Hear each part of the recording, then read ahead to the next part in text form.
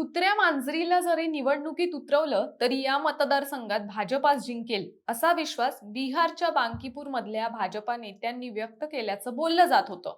पण हाच अतिविश्वास भाजपाला नडला की काय असं चित्र तिथल्या निकालामुळे निर्माण झालंय.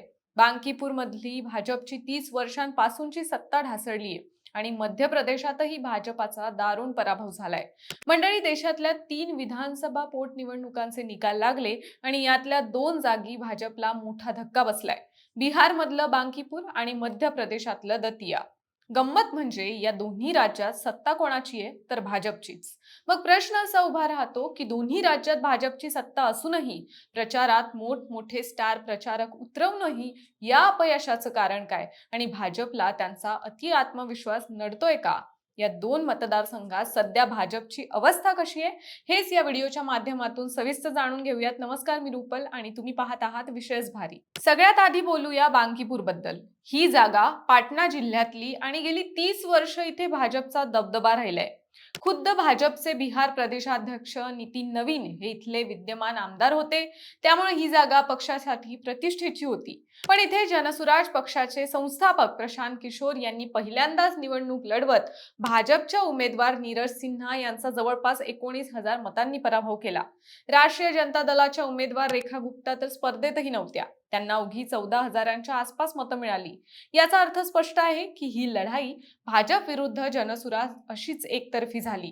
विशेष म्हणजे या मतदारसंघात प्रचारासाठी बिहारचे उपमुख्यमंत्री सम्राट चौधरी यांच्यासह अनेक केंद्रीय मंत्री आणि संपूर्ण मंत्रिमंडळ उतरलं होतं. इतकी मोठी फौज मैदानात असतानाही भाजपला विजय मिळवता आला नाही. यावरूनच किती मोठा राजकीय धक्का बसलाय हे लक्षात येतं. आता वळूया मध्य प्रदेशातल्या दतियाकडे. इथे काँग्रेस आमदार राजेंद्र भारती यांचं सदस्यत्व रद्द झाल्यानंतर ही पोटनिवडणूक झाली. भाजपने आशुतोष तिवारी यांना उमेदवारी दिली होती, तर काँग्रेसकडून घनश्याम सिंग रिंगणात होते. मतमोजणीच्या सुरुवातीच्या फेऱ्यांमध्ये भाजप आघाडीवर होती, पण जसजशी मतमोजणी पुढे सरकली तसतसं चित्र पालटलं आणि अखेर काँग्रेसच्या घनश्याम सिंग यांनी सुमारे 6,000 मतांनी विजय मिळवला. मध्य प्रदेश सारख्या राज्यात जिथं भाजपची सत्ता भक्कम मानली जाते, तिथं हा पराभव पक्षासाठी अनपेक्षित धक्का ठरला. गंमत अशी की गुजरातमधील मांजलपूर या तिसऱ्या जागेवर मात्र भाजपने विजय मिळवला. त्यामुळे 3 पैकी 2 जागी पराभव आणि 1 जागी विजय असं चित्र समोर आलं. पण बिहार आणि मध्य प्रदेशातले पराभव जास्त लक्षवेधी ठरले, कारण दोन्ही ठिकाणी भाजपचीच सत्ता आहे. आता मूळ मुद्द्याकडे येऊया की भाजपला अति आत्मविश्वास नडला का? अनेक राजकीय विश्लेषकांच्या मते याचं उत्तर होकारार्थी आहे. गेल्या काही वर्षात भाजपने सलग अनेक निवडणुकांमध्ये मोठे विजय मिळवले आहेत. केंद्रात मजबूत सरकार, अनेक राज्यात सत्ता आणि विरोधी पक्षांची कमजोर स्थिती यामुळे पक्षाला एक प्रकारचा आत्मविश्वास आला. पण हाच कॉन्फिडन्स हळूहळू ओव्हर कॉन्फिडन्स मध्ये बदलत गेला की काय असा प्रश्न आता उपस्थित होतोय. बांकीपूरमध्ये प्रशांत किशोर यांनी उभं केलेलं आव्हान भाजपने वेळीच गांभीर्यानं घेतलं नाही, हेच पराभवाचं एक प्रमुख कारण मानलं जात आहे. प्रचारादरम्यान भाजप खासदार रविशंकर प्रसाद यांच्या नावानं एक वादग्रस्त वक्तव्य पसरलं होतं. भाजपने ते वक्तव्य केलंच नव्हतं असं स्पष्टीकरण दिलं, तरीही प्रशांत किशोर यांनी हा मुद्दा जनतेच्या स्वाभिमानाशी आणि भाजपच्या अहंकाराशी जोडून आक्रमक वातावरण तयार केलं आणि वेळीच हा नरेटिव्ह थांबवता न येणं हीच भाजपची सगळ्यात मोठी चूक ठरली असं विश्लेषक सांगतात. त्यानंतर राजकीय विश्लेषकांच्या मते या 2 पोटनिवडणुकीचे निकाल भाजपसाठी अत्यंत महत्त्वाचे इशारे देतात. त्यातली पहिली चूक म्हणजे सुरक्षित जागांबद्दल बाळगलेला गृहीत धरण्याचा दृष्टिकोन. भाजपने बांकीपूरला आपला कायमचा गड मानला होता. 40 स्टार प्रचारक उतरवूनही पक्षाला स्थानिक मतदारांच्या मनातला राग ओळखता आला नाही. आम्ही ज्याला तिकीट देऊ त्याला जनता निवडून देईल, ही मानसिकता इथे घातक ठरली. दुसरी चूक म्हणजे स्थानिक नेतृत्वाकडे दुर्लक्ष आणि चुकीची उमेदवारी. बांकीपूरमध्ये ऐनवेळी उमेदवार बदलणं असो किंवा दतियामध्ये नरोत्तम मिश्रांसारख्या वजनदार नेत्याला डावलणं असो, भाजपच्या केंद्रीय आणि राज्य नेतृत्वानं स्थानिक समीकरणांपेक्षा स्वतःच्या गणितांना जास्त महत्त्व दिलं.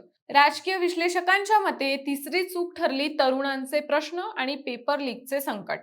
देशभरात नीट आणि इतर परीक्षांमधील पेपर लीक प्रकरणांमुळे तरुण आणि विद्यार्थी वर्गात प्रचंड संताप आहे. बांकीपूर आणि दतिया दोन्ही ठिकाणी तरुणांच्या या रोषाची भाजपने वेळेत दखल घेतली नाही. आणखी एक गोष्ट म्हणजे थर्ड फ्रंटचं वाढतं आव्हान. बिहारमध्ये भाजप आणि आरजेडी या पारंपरिक संघर्षात प्रशांत किशोर यांच्या जनसुराजने एक नवा आणि विकासाभिमुख पर्याय दिला. भाजपने प्रशांत किशोर यांना केवळ इलेक्शन स्ट्रॅटेजी समजून हलक्यात घेतलं, पण त्यांनी भाजपचा बालेकिल्लाच खिळखिळा केला. आता पाचवी चूक म्हणजे डबल इंजिन सरकारच्या कामाबाबतची तक्रार. केवळ पंतप्रधान नरेंद्र मोदी यांच्या नावावर स्थानिक किंवा पोटनिवडणुका जिंकता येतात, हा समज आता गळून पडत आहे. जनतेला स्थानिक पातळीवर काम, रोजगार आणि पारदर्शक प्रशासन हवंय असं विश्लेषक सांगतात. आता खरा प्रश्न असा आहे की हे केवळ स्थानिक घटकांमुळे झालेले तात्पुरते पराभव आहेत, की भाजपसाठी हा एक मोठा इशारा आहे. तर पोटनिवडणुकांचे निकाल हे नेहमी स्थानिक मुद्द्यांवर अवलंबून असतात, हे खरे. आणि अनेकदा सत्ताधारी पक्षाला अशा छोट्या निवडणुकांमध्ये फटका बसणं ही असामान्य गोष्ट नाही. पण बांकीपूर आणि दतिया या दोन्ही ठिकाणी भाजपचा अनेक वर्षांपासूनचा गड मानला जाणारा मतदारसंघ गमवावा लागणं हे नक्कीच पक्षाला आत्मपरीक्षण करायला लावणार आहे. विशेषतः बिहारमध्ये आगामी काळात होणाऱ्या मोठ्या निवडणुकांच्या पार्श्वभूमीवर हा निकाल भाजपसाठी धोक्याची घंटा मानला जातोय. प्रशांत किशोर यांच्यासारखा नवा राजकीय खेळाडू मैदानात उतरून थेट भाजपच्या बालेकिल्ल्यात शिरकाव करतो, हे संघटनात्मक कमकुवतपणाचेही संकेत आहे. थोडक्यात सांगायचं झालं तर बांकीपूर आणि दतियाच्या पराभवामागे अनेक कारणं एकत्र आली. नीट आंदोलन, यूजीसी वाद, स्थानिक नाराजी, संघटनात्मक कच्चे दुवे. पण या सगळ्यांच्या मुळाशी एक समान धागा दिसतो, तो म्हणजे भाजपचा अति आत्मविश्वास. बाकी तुम्हाला काय वाटतंय? हा भाजपसाठी केवळ तात्पुरता धक्का आहे, की आगामी मोठ्या निवडणुकांसाठीचा इशारा? तुमचं मत आम्हाला कमेंटमध्ये नक्की सांगा आणि विशेष भारीच्या YouTube चॅनलला नक्की सबस्क्राईब करा.